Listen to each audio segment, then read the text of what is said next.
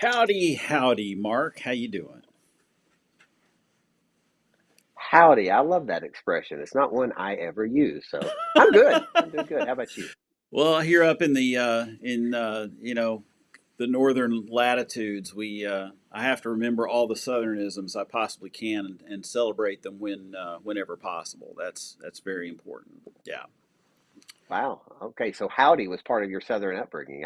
I'd never had got that. So Speaking of southern upbringing, I want to ask your opinion about something. Is that okay? I And always this have an opinion. this is the fun part. Social media. We love them. We love it. We hate it. Um, Yep. thank you all for being a part of this social media experiment that we are doing today and every Yeah. Thursday at 11 o'clock a.m. Um, by the way, I'm the Reverend Stephen D. Martin, communications director for First United Methodist Church in Oak Ridge, Tennessee, and that guy is the Reverend Mark The Flynn. Reverend the Reverend Mark R. Flynn, if we're going to throw middle initials in, the Reverend Mark R. Flynn. So, your opinion, what I'm dying on, what Okay, opinion do you so want me what to it is, have? here's the thing. I put it out on social media, on Facebook yesterday. Many church members have weighed in on this question. Okay, Okay. my bride prepared a delicious meal last night, absolutely delicious, called ham pot pie. Okay, ham pot pie. Yes. If you were to hear that name, how would you describe what would a pot pie be? Oh, I grew up among poor Appalachian family ideas. So pot pie was what you bought at the store, uh, and it was like instead of the TV dinner, you had the pot pie. So it came in a little aluminum foil bowl. Um, and in my childhood, it was also when they announced early on that that the FDA or whoever it is that oversees food manufacturing would allow so many parts of rats per million to be a part of pot pies. So in Too my much mind, detail. pot pies were always one of those, oh, I'm not sure about this, but homemade pot pies that I learned later. So I have two different images. One is, yeah, don't do that. And the other is homemade pot pie, though, is spectacular. Okay, but Not it really is ham, not ham based. okay. So chicken. Yes, Let's savory. yes, Crust on the bottom, crust on the top. yes. Right? Pie shaped. Round, yes. Okay. Um, Meg grew up in central Pennsylvania in Mm, more or less, Amish country, kind of, certainly Amish Mennonite um, flavored culture. And what she served last night, which was delicious, was a hmm bowl of good ham broth, bone broth, with a few hmm vegetables in it, good chunks of ham, and homemade egg noodles. Wow. I would not describe that as a pot pie. No, Thank it you very was not. Yeah. It was not a pot pie.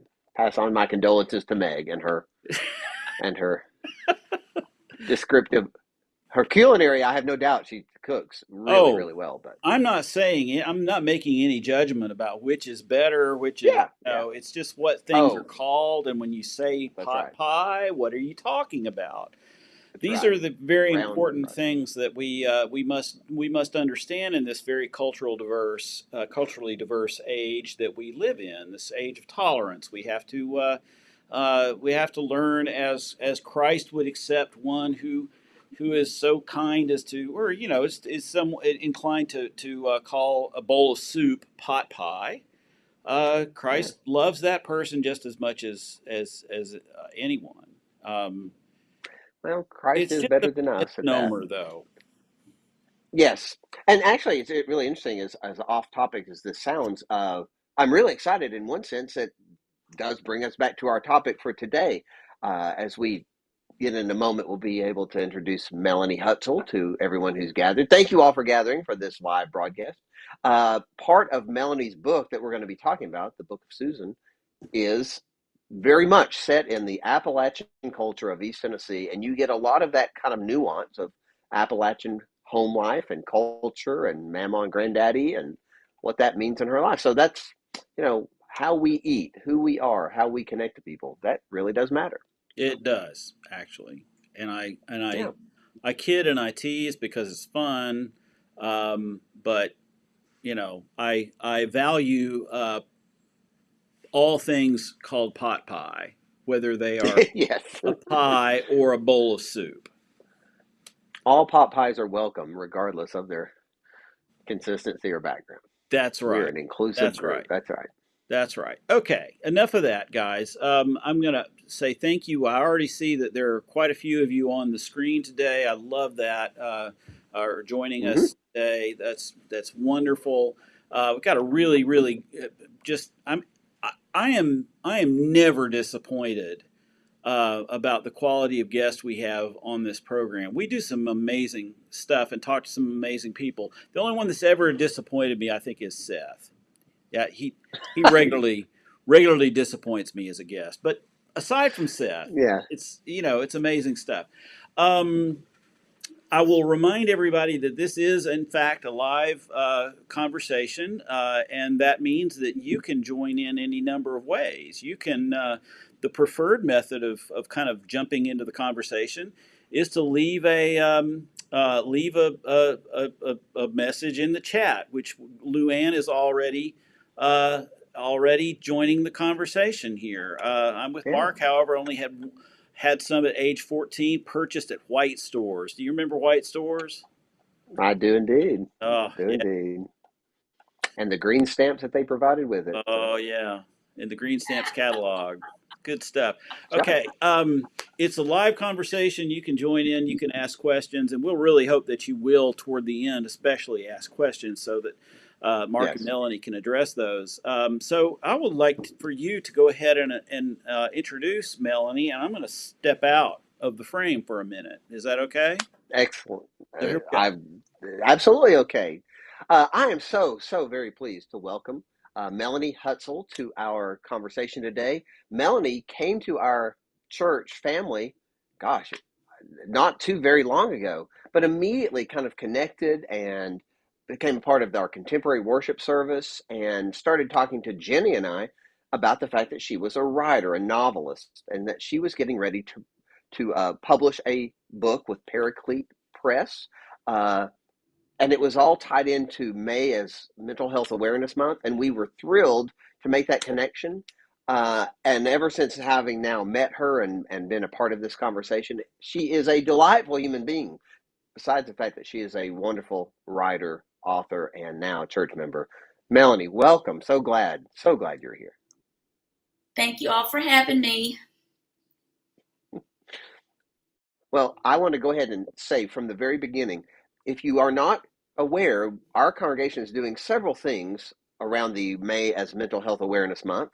We have a new Sunday school class that just started this past Sunday. It's going to be taking place this week at 10 o'clock with Sarah Keel, the executive director of Renew Clinic, talking about the connection between mental health and addiction. Uh, and Melanie is doing a book study, the very first book study of her new novel, The Book of Susan. So Jenny and I both had the great pleasure of reading it.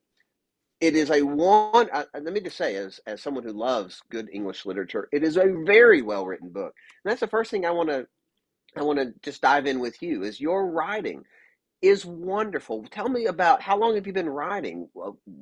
What led you to begin writing?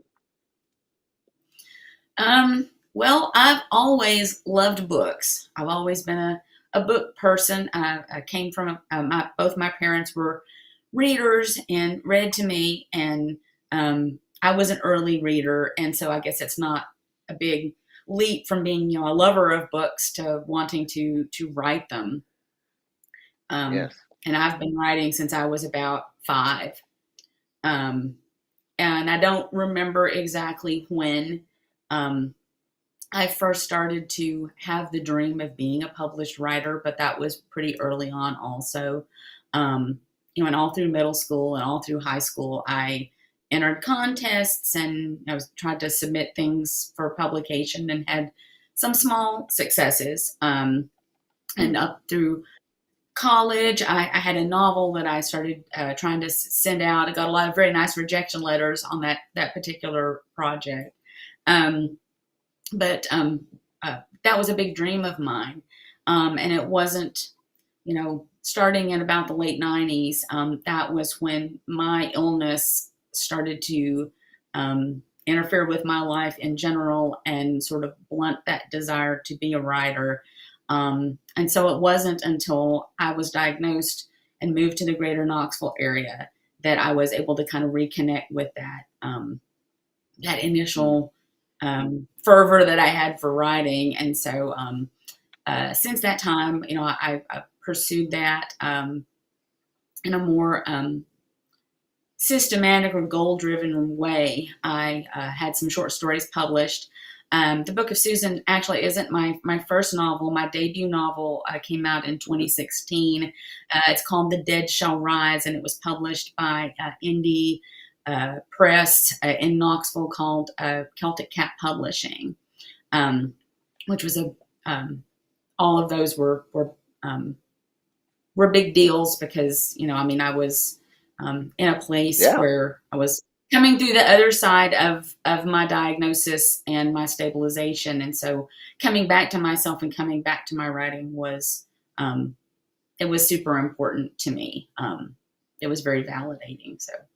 So I've done it like my whole life. Yeah. Oh, I love that. And I love how you've seen exactly what you hope as a writer. You've seen that develop and grow, and you publish that first novel with a what would be a local independent press, and now this Book of Susan by Paraclete Press, which is a really high quality company. So pleased for you. For those who haven't picked up on it by now, the Book of Susan. Well, why don't I ask you, Melanie? How would you describe the Book of Susan and that topic, and why it's such a part of Mental Health Awareness Month? Well, the novel is about a young woman who's a wife and mother who she's an academic. She has her life. She feels like she's got her life pretty together. And during the course of this book, she comes to this really difficult diagnosis that she's starting to struggle in ways. First, she ascribes this to the fact that she's going to be going up for tenure review pretty soon, and she thinks it's stresses related to that, and stresses of being a young mother, and being a new wife, and so. But as time goes on, she comes to this diagnosis, and the story is told in the first person. And that was a choice that I made because I really wanted the reader to be experiencing as much as possible, sort of firsthand what going through that process of being diagnosed was like.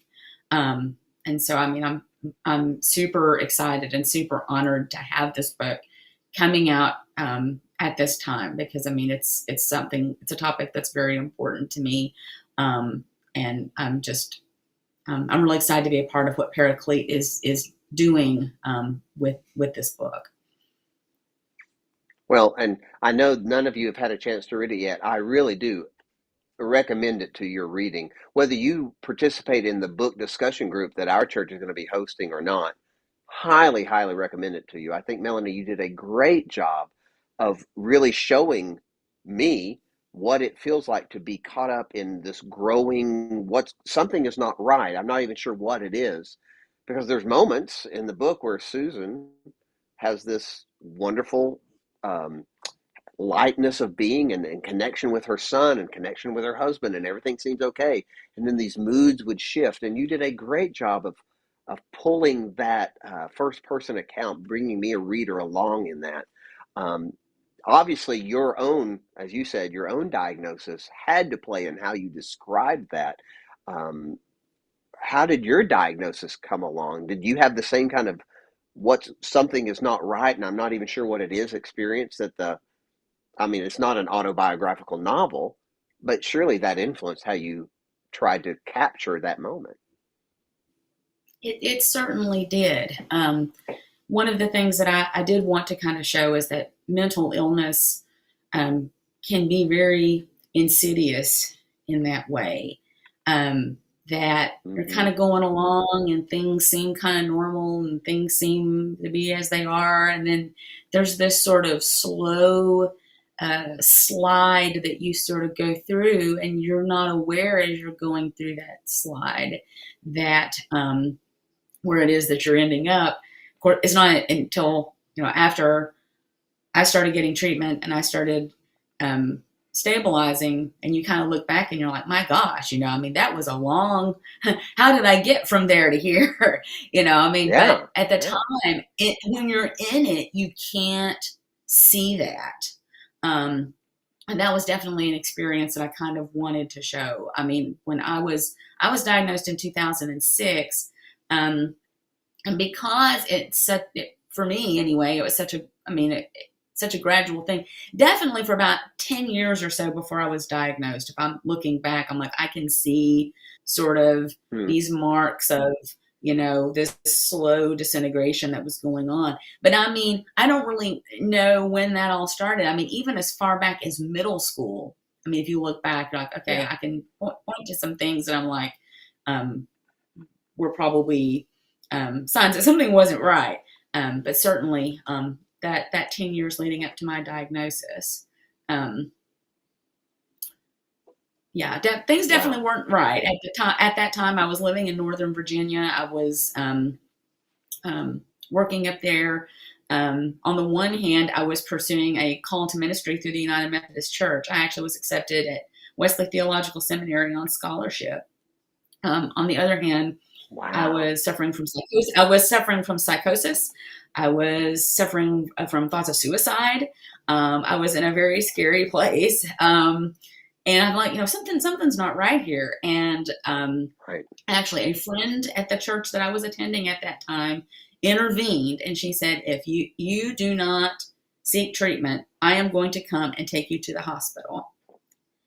Um, and I would not Hmm. be sitting here today if it wasn't for that individual. They Yeah. probably saved my life in many ways, and because I mean, I very much feared going to the hospital. That was sort of the Rubicon I Hmm. didn't want to cross. So that's how that came about. And I love that our family, we have a very, very dear family member who struggles with the same kind of bipolar diagnosis. And watching her with just that issue, as much as you need help, that that fear of what does this mean if I acknowledge this in my life, if I seek treatment, if I seek therapy, if I start on medication, what's it say about me and who I am? You did a great job in the novel showing that line of I know something's wrong, but I'm scared of pursuing it, even if it leads to health. And by the way, we should go ahead and mention for those of you who are thinking about reading this novel, this is an adult novel in the sense that it has adult content. It has some language, not really a lot. And Melanie was great when she came to Jenny and I at first. She said, "You all should read this and make sure you're comfortable with this being a book discussion happening in the church."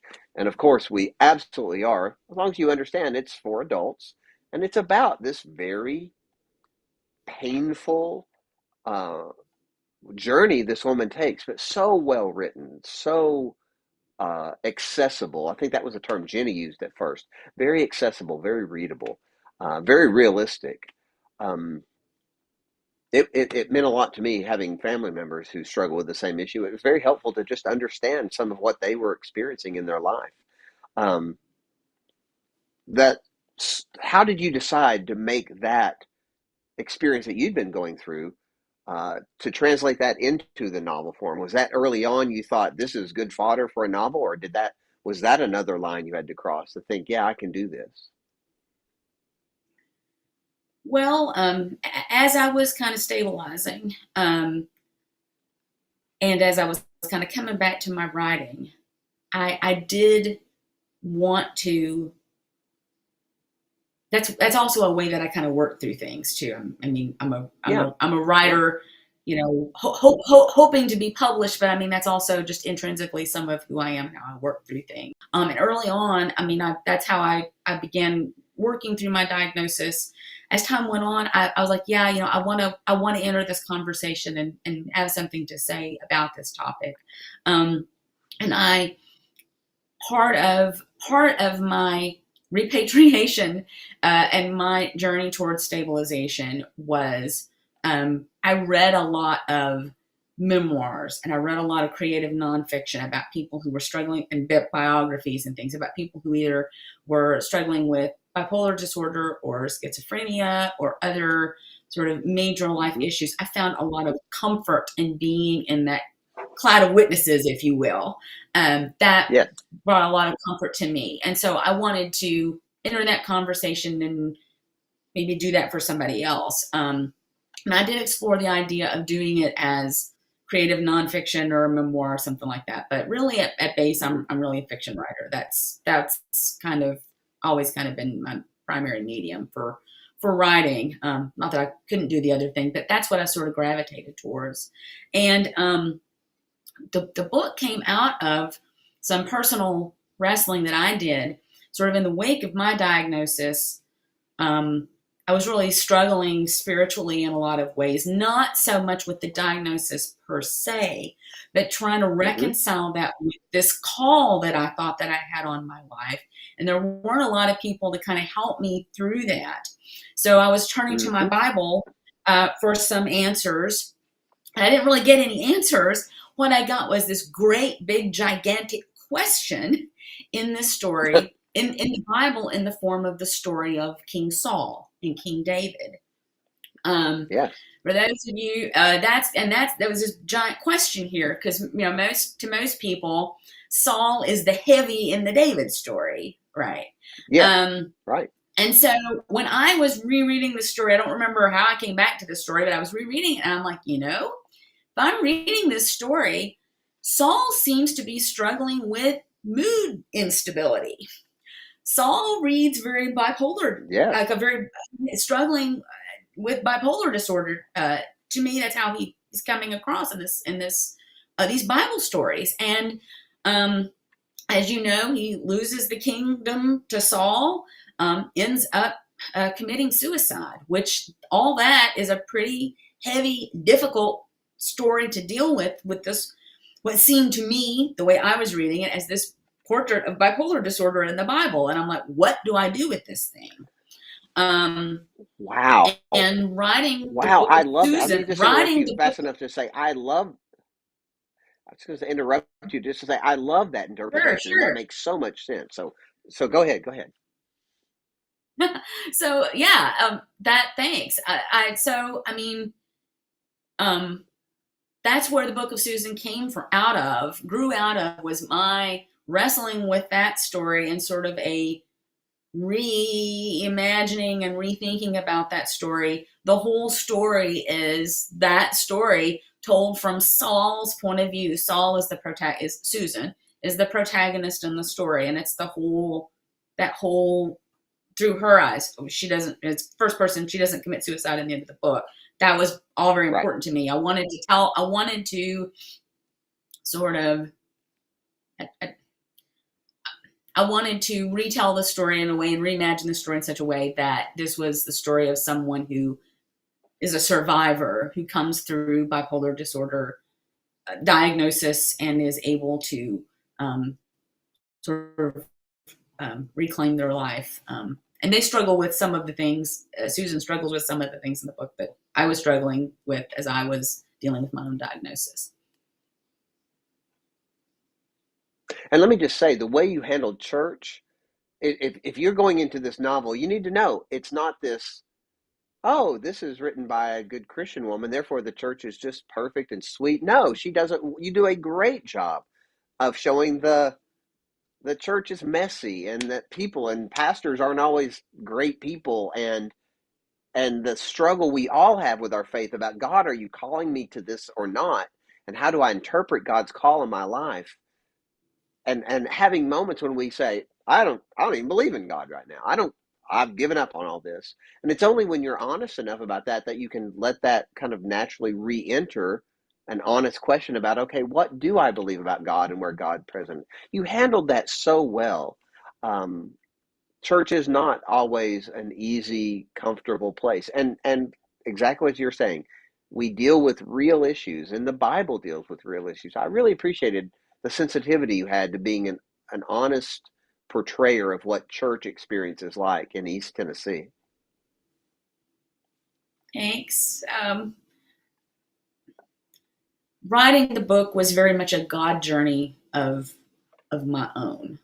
At the time that I started writing this book, I was in a great church in Maryville. I came to Oak Ridge from Maryville, and I was in a wonderful, very supportive church environment, which I'm completely blessed to have been a part of. That also was a very redeeming thing that happened in my life. But I very much wanted to. I really am hoping that this novel will open up discussions inside of faith communities about faith and mental illness. I think that's a very important topic, because how do congregations reach out to individuals and to families who are affected by mental illness or mental health issues of all kinds? Where if people we're pretty good. I mean, if you have open heart surgery, the church is there with phone calls and cards and casseroles and visits. And when you come back to church, there's all these people who come up to you who are very concerned about you and express that. If you're sidelined with depression for a few weeks, there's so much stigma around this that people are not, which is sad. People are not comfortable sharing this with their church family, maybe. I mean, I certainly respect that, but I mean, there's all this stigma around this, and that level of care is not always there. So I'm really hoping that this book will be a catalyst for those kinds of discussions. Well, you are so right on all those counts. Church has not always been a welcoming and receiving place to people who struggled with mental health issues. And all the more important, and I give Jenny Kaufman great amount of credit. She was the one that initially said, we should do more about Mental Health Awareness Month. And your coming, I take as a great gift from God that you came into our congregation with this opportunity just as we were trying to have this conversation. And I think, I hope those of you who are going to participate in the book discussion group, boy, I think you have a wonderful opportunity to dive into what's it mean that we as Christians, how do we approach helping people with mental health struggles? How do we acknowledge our own mental health struggles? That's, as you say, that's not always been a part of the church's culture. Even though, as you point out in the novel, church can be a really loving, caring place where we're surrounded by people that want to help, and sometimes they just aren't sure how to. You have several characters that obviously want to help Susan, want to care for her, and some that I think when Jenny and I were first talking about it, she had finished the novel before I did, and she said, some people don't respond the way I want them to in the novel, and that's probably accurate. And so she was just, like me, you read some people and go, oh, I do not like her. I don't like her at all. Just wonderful, wonderful. Thank you so much. I'm very touched by what you said about me coming along, and that really means a lot to me, because I mean, this is a journey I've been on for a long time, and I just it just Well, I'm honored. I'm so excited. I'm so honored. I'm so thrilled to be a part of what First Church is doing this month. I'm just very excited about it this month and next. Well, one of the things I do definitely want to talk to you about is, as someone who's, well, it's what Steve and I were talking about at the beginning, right? Howdy, when he said howdy, is that how you were raised in East Tennessee? You do a great, great job of capturing what it feels like to be raised in East Tennessee and have a deep love of the region and just an intuitive sense of the beauty of the region and its people and the Appalachian way of life, and yet at the same time enormously embarrassed at the backward thinking that sometimes comes along with that. And to be an educated person in East Tennessee, you do a wonderful job of capturing that. I could tell that really mattered to you. You want to say a little word or two about what it's felt like to try to present that portrait and maybe open some eyes to what it feels like to live in East Tennessee? That was a major part of the book as I started to conceive of it. You know, for myself growing up, um, I was in I saw multiple facets to Appalachia. Both my parents are from more rural, small and rural communities, and so when I was as a child, I spent time at my mother's parents, my mom and papa's house, and my dad's parents, my grandma and grandpa's house. And so, I mean, I had a lot, my mama lived on a farm that, well, I mean, at that point in time, this would have been in the 80s, they were still raising tobacco and they still had all these outbuildings. And I remember playing in the hayloft and I remember walking through the pastures. And so, I mean, when I would go there, I would attend this small country church there that was a major part of my spiritual background.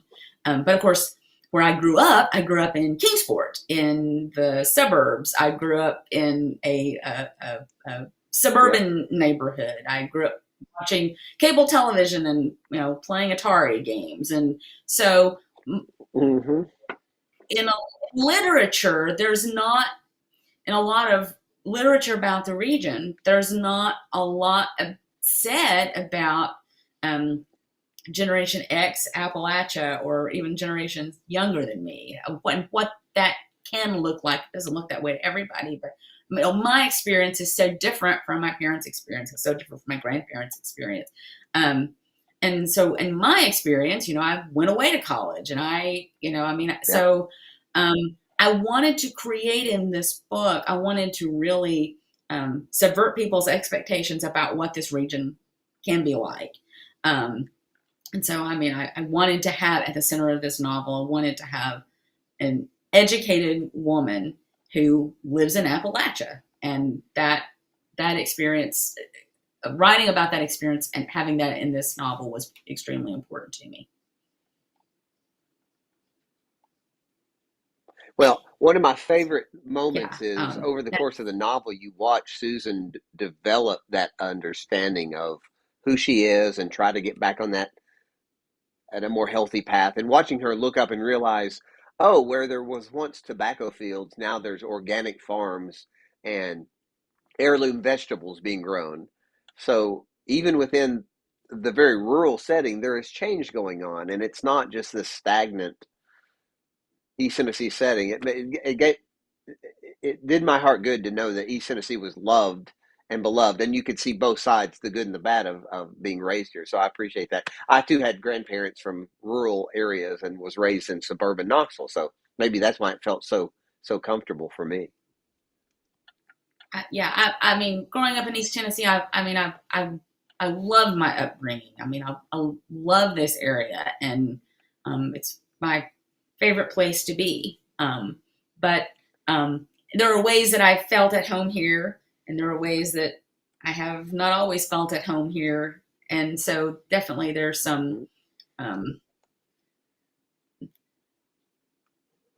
it's just, it's a very nuanced, as you had said, it's a sort of a nuanced kind of feeling about what it's like to be from this area. Conflicted, I guess, is the word I'm looking for.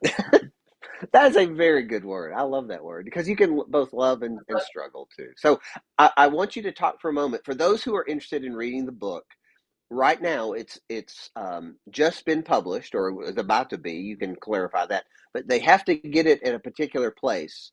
Where do they go to purchase this book? Because in a second, I want to talk about the book discussion group and what you hope to accomplish out of that. But before we go any further, how could people find a copy of the book or purchase a copy? Well, right now the book is available on Paraclete Press's website. I think it's paracletepress.org, but you can purchase the book there. I think it's also available through Cokesbury at this point. Um, they're wanting to have sort of a summer to sort of get the word out about the book, and so it's sort of this. This is the month that is they're launching it, but there's sort of this. I guess this allowing for sort of a more of a groundswell of publicity about the book, and so it will be available on Amazon and Barnes and Noble and Books a Million and all places that books are sold on July the 19th. So you can get it in some limited places now, Cokesbury and Paraclete Press, and you can get it everywhere in July. Excellent, excellent, excellent. Now, for those who aren't aware, Melanie's going to do a book discussion group here in our congregation on Sunday afternoons, evenings. The first one's going to be on the 22nd, Sunday evening, the 22nd. There's one on the 29th, and I think we're taking a break for Memorial Day. Is that it? It's the 22nd. I think the 29th is Memorial Day, so we're going. That one's the one we'll skip, and then there'll be two in June. Whatever the first two Sundays of June, the 4th, 10th, or something. Yeah. So, if you are interested in buying the book and coming, let the church office know so we can give you the details. It's in the newsletter. You can go to the website. The first night, the 22nd, here in a couple of Sundays, are you going to just cover the first part of the book, the book one that you find in the Book of Susan? Is that what you're going to cover? Tell us more about what you hope to get out of the book discussion group. Well, we're gonna play it a little bit by ear because the books are actually in the process of being delivered. I just got my email that my books are on that I had ordered from myself are on their way to me. So a lot of it will depend on when the books arrive at the church and when people who have ordered their books get it. For that first session, I'd like to do book one, but we'll get as far as people are able to read by that session. That's kind of why I wanted to have 3 sessions, is I wanted to make sure there was plenty of time to talk about what everybody wanted to talk about. The hope is we do book one in the first session. In the second session, we do book 2. And we could have some time in that last session to do kind of wrap up if people had things on their mind that they wanted to talk about or wanted to ask about. That way we're not rushed sort of going through the book. As far as what I want to accomplish, is I'm hoping that the people who attend find the group to be helpful for them and that it meets them at their need. Love that. Love that. And that's I think we want all small groups to. I'm sorry? Oh, well, yeah. I was going to say, that's exactly what we want. I don't know that I have people to feel comfortable in. I'm messing up things here. The sync is a little off. There's a little bit of a delay, but I've jumped in, and our Mark and Melanie are not able to see the things that I'm putting up on the screen right now, and I'll just let them know that I've put a shortened URL to Melanie's book on Amazon. That's on the screen right now, so you can get that. You can find that there and pre-order it. But I also would urge people to go to Paraclete to buy it, right? Because the publishers oftentimes, they get a little extra bump if we patronize them rather than just going the quick go-to with Amazon. So I'm sorry I don't have that information to put on the screen right at this moment, but yeah, there were a couple of questions in the chat that I wanted to address, and one was Luann Christie just asked, how did you decide to come to First Church Oak Ridge? How did that become something that appealed to you when you have a lot of choices? That's a really good question. When I moved to Oak Ridge, I moved the year that I moved was in 2019. And for me, that was the super personally chaotic sort of year. And I continued to attend my church in Maryville because that was sort of an anchor for me at that point in time. In the year 2020, when 2020 started, I'm like, well, my gosh, I am so glad 2019 is behind me. I never want to have a horrible year like that ever again. And of course, we had the pandemic hit. So I was attending all churches virtually. I was attending my church virtually, and I was also beginning to look for churches here in the Oak Ridge area because that was a transition that I was wanting to make. And so I came across FUMC online, and I really was drawn in by the online format that you all were using. I really loved the contemporary band music, Jeff Kyle and all of them. I loved the messages. So, I was really just connected here. And so when I was able to start attending church in person again, I knew where I wanted to come and visit. And so I started coming in person last year and joined sometime last summer. And I'm very excited to be here. Thanks for that. Just another couple of comments, and I will ask everybody that this is a great time for you to chime in with questions of your own. Jan Melcher has said, and I totally agree, listening to writers talk is always a treat. We have several venues here in DC, Melanie, that I think we would be very, very good to speak at. So it's going to book presentations and book events are a very big part of life here. So we invite you up. That would be great. Somebody, I would love to do that. Yes. So anyway, did anybody have any questions that they'd like to ask Melanie? While they're asking, I want to just ask you if I can. What, at a very basic level, what is bipolar disorder? What is it like? What exactly is that? We hear the words, we don't always know exactly what bipolar disorder is. Just help us out with that. That's an excellent question. Bipolar disorder is what used to be called manic depression. That was an older term for the condition. And classic bipolar disorder, you have periods of very high mood, and you have periods of very low mood. And for some people, that high mood and low mood can last a long time. Some people, more rapid cyclers, you can kind of bounce back and forth a lot more quickly. But it's not only, as I experience it, it's not just a mood disorder.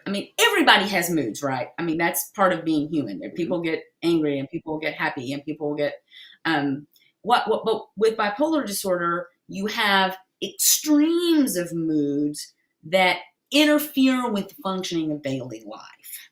It's like experiencing 110% of what other people are experiencing and reacting to things in that way. And sometimes there's not necessarily a trigger, or it's a chemical imbalance in your brain. So you might have these reactions that don't seem to have any discernible cause. You just wake up one day and you're depressed for 2 weeks or whatever. And that, and there are things that you can certainly do to try to mitigate that.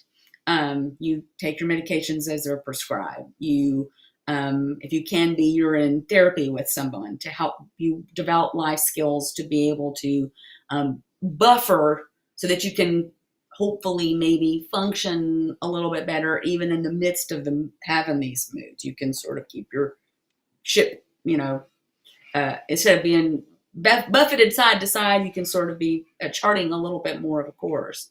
You try to have a life that has good boundaries, that you get good sleep, that you take good care of yourself, that you kind of know what your limitations are. And that's different for different people. you try to respect a lot of those boundaries. Um, Yeah. but it's an extreme of moods, and it's also about energy and conservation of energy. Sometimes you have more energy than others, and sometimes you have too much. Wow. Thank you. And so Yeah. so it's I want I guess it's different from just having I mean, a lot of us have mood swings. Mark will tell you. I am, just I have, we all have mood swings. We all have ups and downs. We have good reason to be really kind of bummed out every once in a while. Bad things happen to us, and we're just like, and it bums. This is different. This is what you're talking about is very different, and has a medical side to it. That's beyond just talk therapy, beyond just um, you know get over it, go learn to play golf, pick up a hobby. That, you know what I'm saying? We don't always address actual illnesses in our minds in the most creative or appropriate ways as human beings. Can you say a little bit more about that? Well, yeah. I mean, for a lot of people, actually, I have been seeing some campaigns on TV lately, and I don't remember the name of the thing, but um, they're showing this person in these commercials. They're showing this person who's struggling with some kind of low mood or whatever, and their friends are just saying, cheer, as you say, cheer up, go play golf, do this, do that, and people mean well, and they intend the best when they come up with some, and for some people, for what I mean, whatever the issue is, I mean, depending on what the issue is, that that be may be enough, but for some, I mean, that's not. There comes a point when, depending on what it is that you're dealing with, if you're dealing with major depression, or if you're dealing with anxiety, or you're dealing with obsessive compulsive disorder or bipolar disorder, or whatever the issue may be, some of those things can be helpful, getting exercise and eating right and doing things that you find pleasurable. But there is a point that sometimes that's putting a band-aid on a chest wound, a huge chest wound that you need a tourniquet for, and that you need some major intervention that needs to happen. I don't like taking my medication every day. I'm not a big taking a medication kind of person, but that's the thing that I have to do in order to be able to stay well. And Yeah, there's my not understanding is that oftentimes the person suffering from mental illness is not always the best person to self-diagnose and to seek help. In other words, you don't if you're not really aware of what's going on, you just what's the role of the community? What's the role of the family in helping people even kind of understand what's going on and that they need help? Is there what can friends and family and church do to help people self-diagnose, understand what's going on, that kind of thing? Well, I mean, that's a very difficult. There's a lot of issues that come into play there. My recommendation would be to try to get as much information yourself as you can. To be I mean, the family, the friends, the community, because you yourself are going to need help and are going to need support, because I mean, you can't control what another person does. I mean, that person's responsible for themselves. You're responsible for what you can do. And not that there's not things that you can do. You absolutely can do things. But I mean, there does come a point at which you need a specialist. You're not. So I mean, get as much information as you can. Read about illnesses. Join NAMI, National Alliance on Mental Illness. There's a lot of resources that are available in the community that can help you learn more so that you can get the support that you need to help in that situation. Thanks. That's And let great. me I say appreciate it. that's one of the things I really enjoyed about the novel. You watch all these people that surround Susan. Some react in very positive ways, some react in not positive ways. It's very realistic in the sense that it kind of shows what's it feel like to be caught in this whirlwind of not knowing what's going on, knowing something's not right, but not even sure what it is, and having people who are offering not helpful advice. Um, Very realistically drawn. It's one of the things I really enjoyed most about your work, the character development that was shared there. Thanks so much. I mean, it was very important to me in drawing Susan and her journey. I mean, I wanted it to feel very real. I wanted to not pull any punches. And, you know, to write that book was something that, on the one hand, was kind of difficult to do because I mean, I had to be very vulnerable in writing that book and opening myself up to that journey.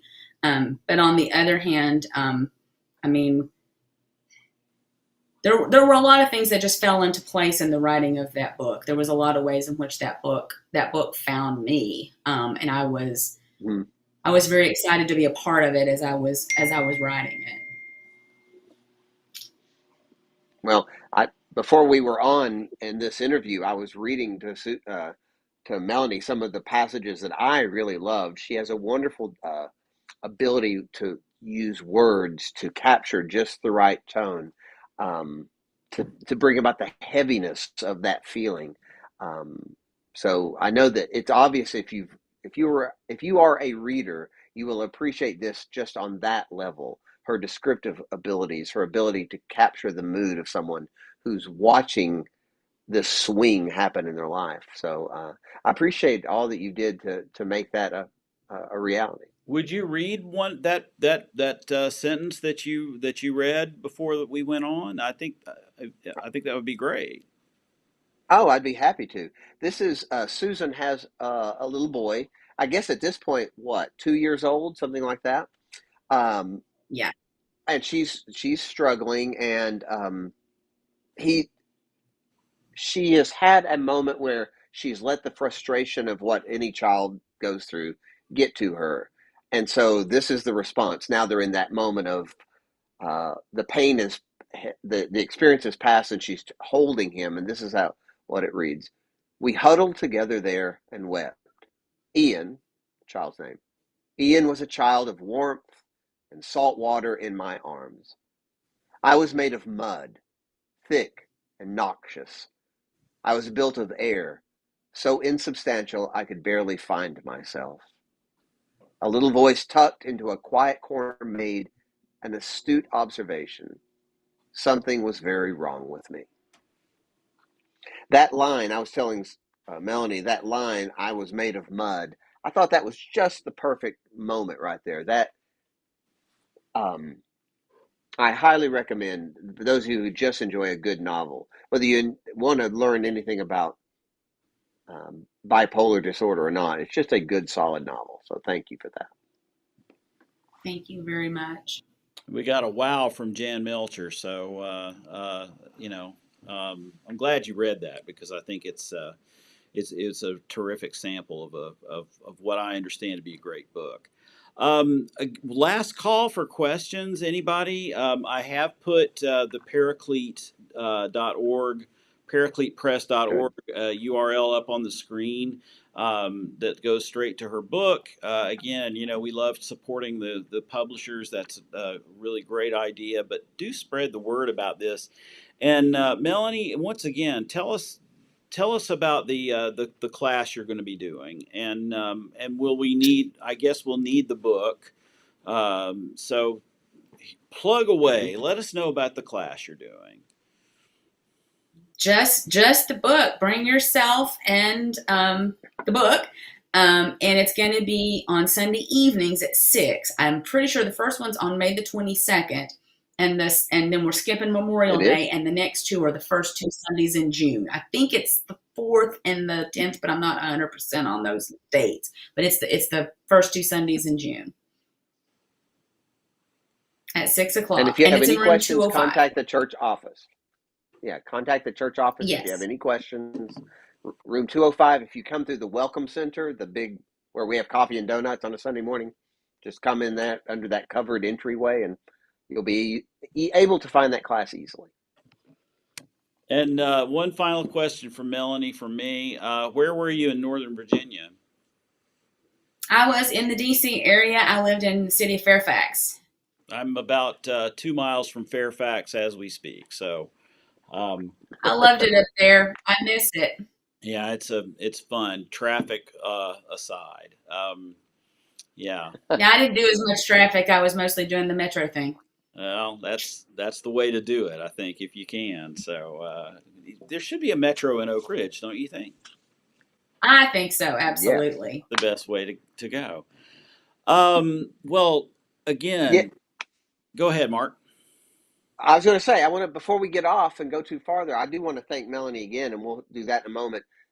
For those of you who are going to join us next week, we're going to have another great guest, Greg Smith, who was our former lay leader here at church, who now is the chair of our Reconciling Ministries Network Core Committee, is going to be with us. This is the committee that was in, you read an article from, is it in this week's newsletter? I guess it's this week's newsletter, about a process that the church is going to be going through. Our church council has approved this process where we'll decide and learn about LGBTQ folks and theology and Bible, and eventually we'll vote on whether we want to be a reconciling congregation. That whole process is now laid out for us, and we'll have Greg Smith on next week to talk about what that process looks like and the aim, the goal of the process, and when that vote might happen. Yeah, it's going to be great. It's going to be a great conversation. Greg's a great guy, and this is serious work. This is very, very serious work that I'm glad that the church is embarking upon. Love it. Really great. So I'll just say, hey, so let me go ahead and say everybody. once again, thank you, Melanie. Thank you. Yeah. Thank you, Melanie. Yeah. There's a lot of Thank delay y'all for between having us me. today, so yeah. Well, Thanks. everybody, again, thank you for this, and thank you for watching today, and for all of you who are watching on the playback. Glad you could check it out. We'd love to have you on as we are going live on Thursdays, and because we love your questions and your comments.